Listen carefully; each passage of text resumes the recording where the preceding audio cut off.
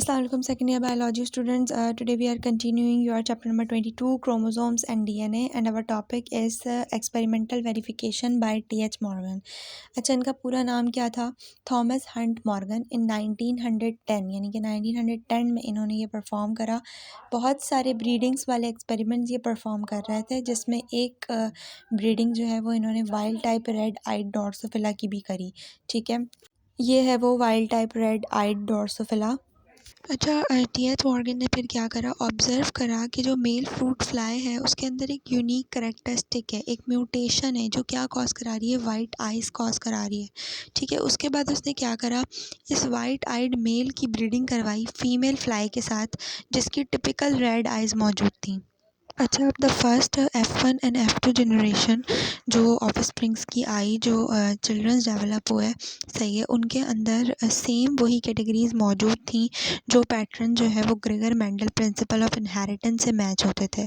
ठीक है, यानी कि जो ग्रेगर मेंडल प्रिंसिपल्स हमारे पास क्या थे, दो हुआ करते थे। पहला कौन सा था, लॉ ऑफ सिग्रीशन और लॉ ऑफ इंडिपेंडेंट असॉर्मेंट। ठीक है, लॉ ऑफ सिग्रीशन क्या बताता था कि हर इंडिविजुअल के पास दो अलील्स मौजूद होंगी हर ट्रेट की। ठीक है, जीन्स मौजूद होंगी हर ट्रेट की, और ये जो अलील्स होंगी ये सेग्रीगेट होंगी, सेपरेट होंगी during the formation of gametes. ठीक है भाई, पहला पॉइंट ये था। दूसरा पॉइंट ये था लॉ ऑफ इंडिपेंडेंट असॉर्मेंट का, कि कोई भी जो इनहेरिटेंस होगी एक ट्रेट की, वो दूसरी ट्रेट के इनहेरिटेंस को कभी भी इन्फ्लुएंस नहीं करेगी, कभी भी डिस्टर्ब नहीं करेगी।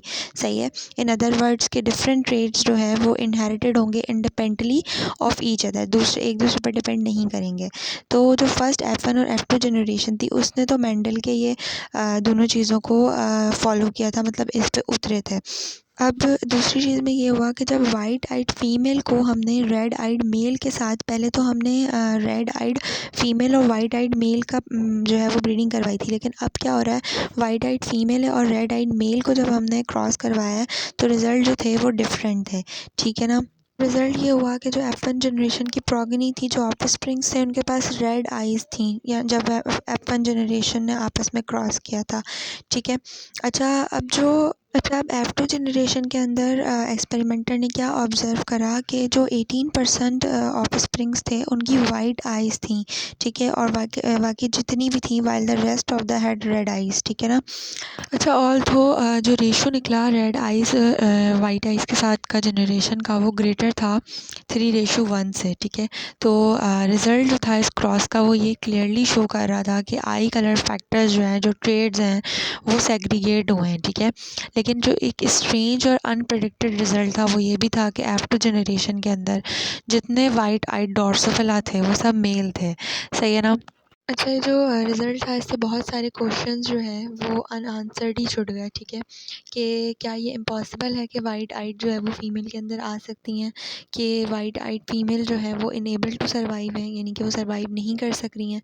सही है, इनके आंसर्स के लिए मॉर्गन ने क्या करा, एक ओरिजिनल टेस्ट करवाया between female of F1 generation and the original white eyed male. ठीक है, जो F1 जनरेशन की फ़ीमेल थी उनके साथ ओरिजिनल वाइट आइड मेल का।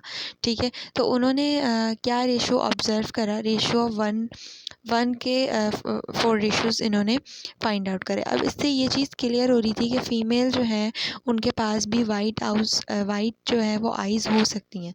सिर्फ एक क्वेश्चन क्या रह गया था कि why there were no white eyed female among the progeny of original cross, यानी कि जो ओरिजिनल क्रॉस की प्रोगनी थी जिसके अंदर ओरिजिनल क्रॉस के चिल्ड्रंस जो है वो डेवलप हुए थे, तो उसके अंदर वाइट आइड फीमेल क्यों मौजूद नहीं थी।